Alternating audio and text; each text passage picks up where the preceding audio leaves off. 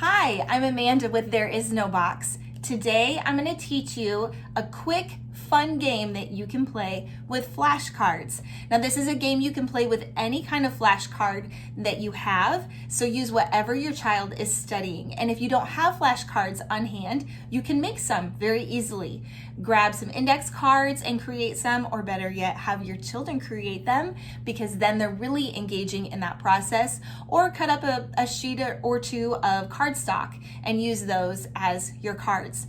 So this game is called Biggest Catch, and the purpose of this game is to have the biggest amount of flashcards at the end of play.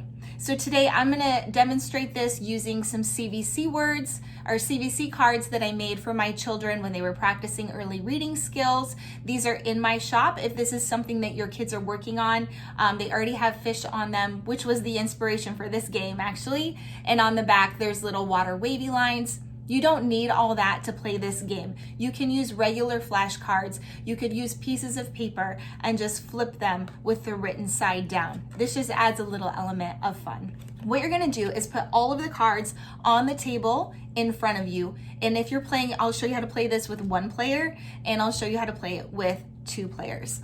So when the cards are on the table in front of you, for one player, you will take one card at a time, pull it out, and if you can correctly read or identify whatever is on the card, whether that's a word, that's a math fact, it's a letter, whatever it is, if you can correctly identify it, you get to keep it in your pile. This is part of your catch. If your child cannot identify it, it gets thrown out. So it goes over here.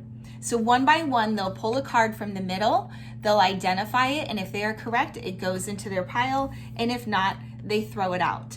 And at the end of the game, the whole purpose is to have more in your catch than you do of fish that you had to throw out or cards that you had to throw out. For a two-player game or multiplayer game, you put everything in the middle and the students would take turns pulling one card out at a time. So if they correctly identify what's on the card, they get to keep it in their catch. If they do not, they throw it out, but it goes back into the pile in the middle. So now it is available for them to choose again or for somebody else to choose. So one by one, kids will take a turn pulling a card from the middle, keeping it in their pile if that works for them, and then whoever has the biggest catch at the end of the game wins. They are the ones who are the winner because they have the biggest catch. This is also a really great way to assess what your children know and don't know about whatever it is that they're studying. If you find a handful of cards that your child just struggled with that they did not correctly identify, then you've got a really great place to start for focused instruction in the coming days. And then you could replay the game at the end and see how much they've grown.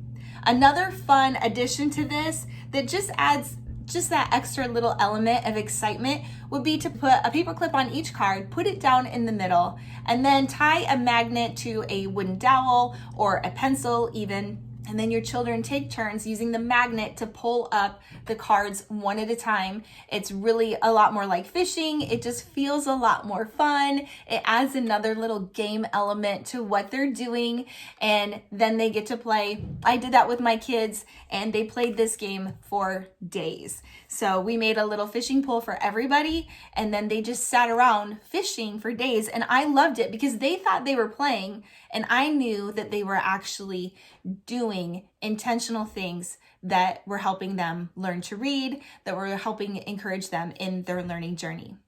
I hope you enjoy this game. For more ideas like this, check out my website, noboxhomeschool.com. And while you're there, make sure to get on my email list, because then you can receive weekly doses of ideas, practical application, encouragement sent right to your inbox.